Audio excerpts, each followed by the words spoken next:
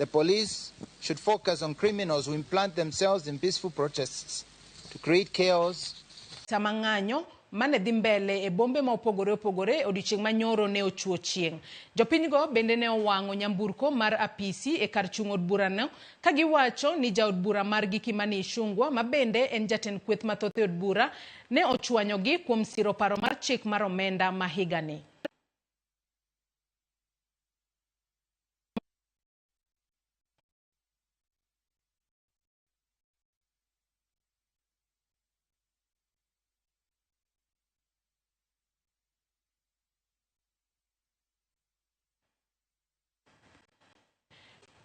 E boma ma Eldoret, geche ma opogore ne ochwinye mach ka udi mopogore bende ne okethi e ng'anyo mane otimore e chuny boma ma Eldoret.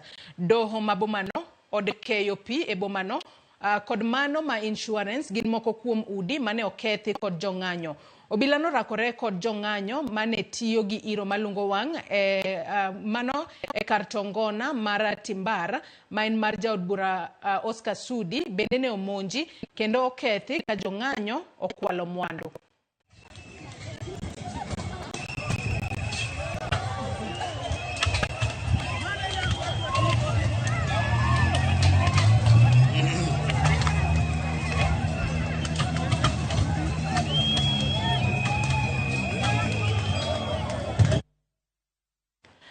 Ng'at achiel nowito ngimane kama moko 10 yudo thieth kaluwore kod hinyruok mag lisasi e kaunti ma Nakuru e ng'anyo kod rakruok manobedo odiochieng' manyoro ka jodak ma Kisumu bende ne obago ng'anyo mamuol ka gidwaro ni owit oko paro mar chik mar omenda ma higani. Millicent Adhiambo miyo waler mathoth.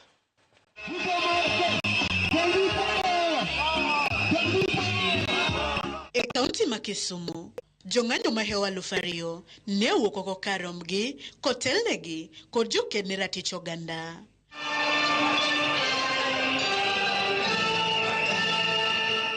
Jong'anyo mathothgi gin rowere madendore ni Gen Z ne nie grube mopogore e konde duto kodak e kiyore mong'ere kaka roundabout e boma ma Kisumu kane gichako kod ng'anyo mamuol ka giting'o bandera mar piny Kenya, obok, andika ka giwero wende mag kwedo paro mar chiki komenda ma 2024-2025.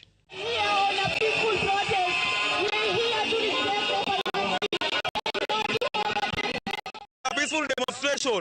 We cannot be chaotic or doing anything to interfere with anyone's business. We've come out as people to defend our own rights because this Gen Z generation is really suffering because this government is really frustrating us, you know? And we have to come out and we have to demonstrate. Power! Power! I walk to reject the bill. Kagi ido bech pad, onge kaka mine nyako nyore. Kagi ido bech pampas, nitinde yuak. Kagi ido linda mama, onge kaka wanyuol. Reject. Ocho ni Ruto koro waneka nitinde manyiri kikwa dhie duwe nikech koro imedo bech pads. Pollution chakore ga gi vijana. To kapo no okote care. To wabi reject finance bill no te to embe wagole telo nikech ne wayiere mondo tinwa, nok wayiere mondo tine jomoko. Ng'anyono ne odhi nyime kuom thuolo mar seche 3 e yo mamuol kapok ne grup moko mag jong'anyo chako moko mach e apeyni gino mane ochuno obila mondo chak rakore kodgi kadiro negi iro malungo wang' mondo okegi. E kinde ng'anyono, lakteche mag KMPDU kotelnegi kod jakom margi Onyango Ndong'a ne ochokore e kar romo Mama Grace Onyango e boma ma Kisumu mar chwalo thieth ne jong'anyo mane ohinyore kinde ng'anyo. Ng'anyo makawuono e boma ma Kisumu bende oweyo ka yore wuoth kod ohelni ong'ikore. Komachielo e kaunti ma Nakuru, rowere nowuok oko kar romgi ne ng'anyo makawuono mar kwedo paro mar chiki komenda ma higani. Mana kaka Kisumu, jong'anyogo ne obago ng'anyo mamuol koting'o andika bendera mar piny Kenya kendo ka gigoyo tung' mar kwedo paro mar chiki komenda.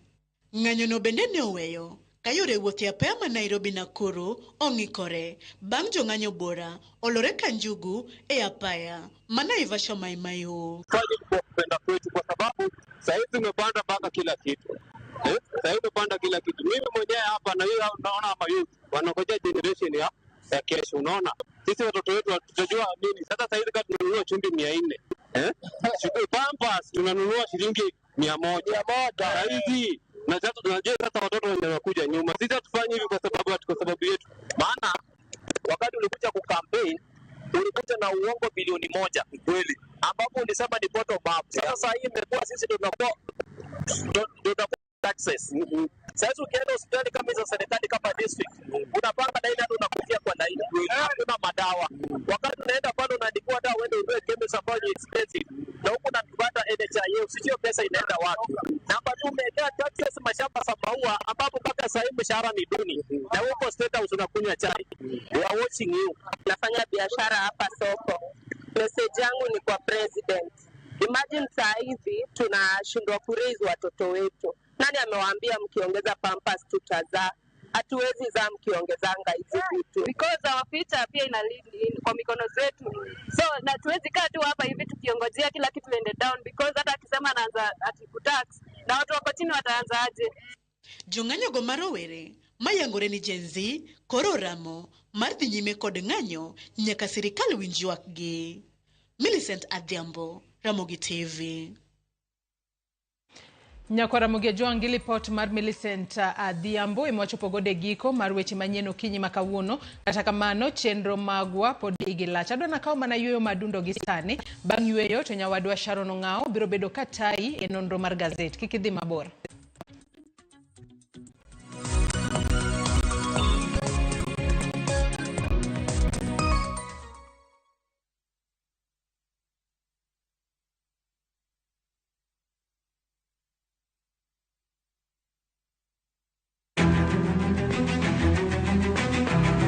Okinyi kokinyi ka piny oru.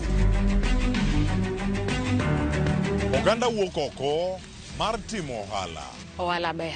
Ohala chakre iwi. Johala matindo koda madongo giduto giwuok to gintiere e yor manyo. Nyaki bed gi excellent customer service. Tim kinda moloyo gimora mora. Wabiro menyo ni ohala mopogore opogore. Atimo ohala mar branding. Watimo ohala mar hotel. Atimo ohala mar agrovet. Ka wamenyo ni lony madwarore mondo mi chakgi kendo ka ginyalo tayogi e yo makare.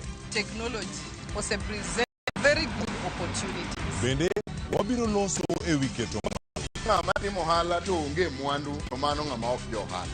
Mano ng'ama rawe ohala. Tudri gi Cleophas Oluoch tich ang'wen ka tich ang'wen saa 1:45 otieno mana e Ramogi TV.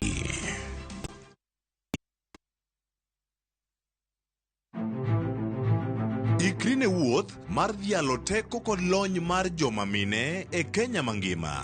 Na explore mang'e kaka bro connect numbers gi solving real world problems. Onyalo bedo e weche mag ohala, paw siasa kata dongruok. Mine gi yawo yore ne oganda e higni mabiro. Adwa nyiso joma rowere ni kentie idea main kuto chaka kada kaen mana mar uso mandas. Kochakore jiwo ratiro e kind chwech nyaka ting'o duond ji mopogore makelo lokruok makare. And about just punjo jotelo bedo joma ber, bedo joma kare, joma ohero dongo, joma tiyo negi, employees matiyo ni ka gionge you cannot go for agile. Mine wacho ngeso ka ngeso kod jailieta.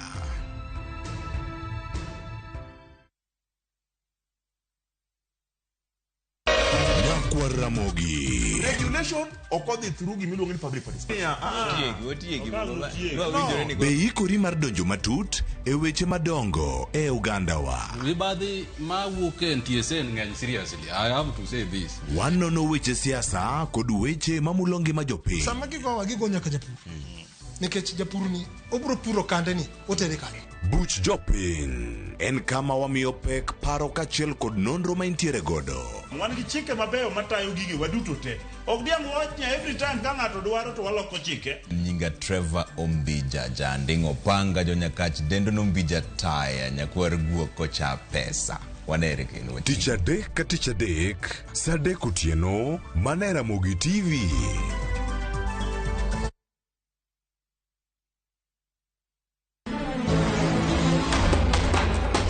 ohalani medo minore gi weche mag miriambo kod miganga. Meher kaul gil, ini biro timang'o? Kare.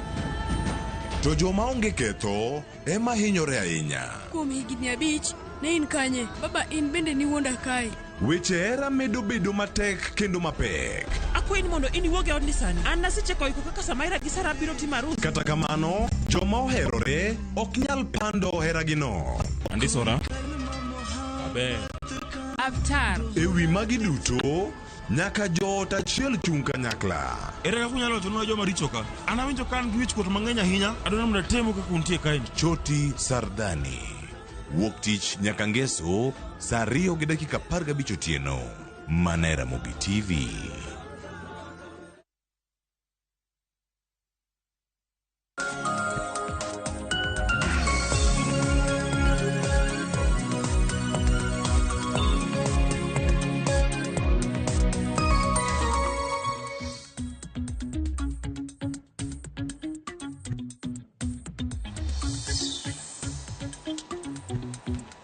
Nyakwaro mgajwang dakika en 38 tok saa 10 mar okinyi kamoro amora mintiere machiegni nonro mar gazet mana ka pile waneno gazet ma The Standard kanyakla kod Daily Nation thoro weche bendo mipek mopogore opogore okinyi ma kawuono antiere ka gi Ansel Oyango. Ansel machiegni erokamano ahinya General Z wadwa Sharon Ngao wasedonjo ka mondo waliek ne jopiny walidh negi achiel ariyo kalure gi wach ma gazet wacho.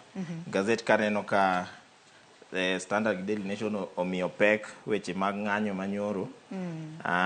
Nation olike ka ni pandemonium. Standard ka neno kokete ni death mayhem. Pandemonium matiende ni tulo.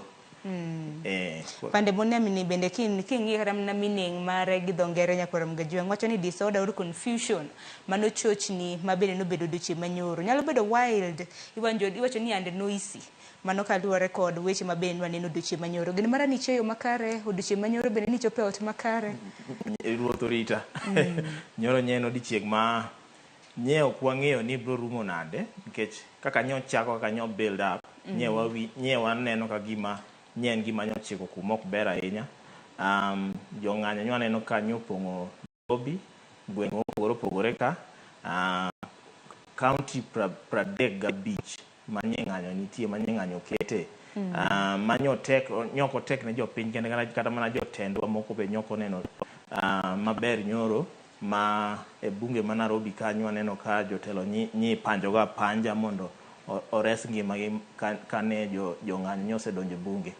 Koro nyen odiochieng' manyiwa lema kik obede was molo kaka nyen tie nikech jojeshi be nyewa winjo no oseor kono jojeshi ting'e ang'eya ni koseor kamoro to ok wang'e ni koro piny ochiko kon man. To mane Milome Nyakwaro mgajwang mabende jatend piny Kenya nochiwo otieno manyoro kar saa 3 kanotwa kod jopiny koro jolweny mago mag KDF biro bedo katiyo machiegni gi obila e pachoka mano mar ng'iyo kaka ng'anyo mopogore opogore ibiro bed kibago e pachoka ka bende wagendi kaluwore kod Milome mabende nogol kod rowere mabende nondikanyo ni 7 days of rage kauno ne day 6 Day 6 duche makawuono kaluwore gi Milome makamano ne bendi ng'anyo makamano ne itimo e apise mag IPOA kanyakla kod apise mago ogai mar obila e pachoka duto te wabiro bedo kwamiyo ni odiochieng' makawuono kata kamano ng'anyo mar tipo kaluwore kod Milome makamano ne bendi bago odiochieng' makinya mano chieng' tich ang'wen tibage kanyo Nyakwaro mgajwang kar jot mano mar jatend piny Kenya bende biro timore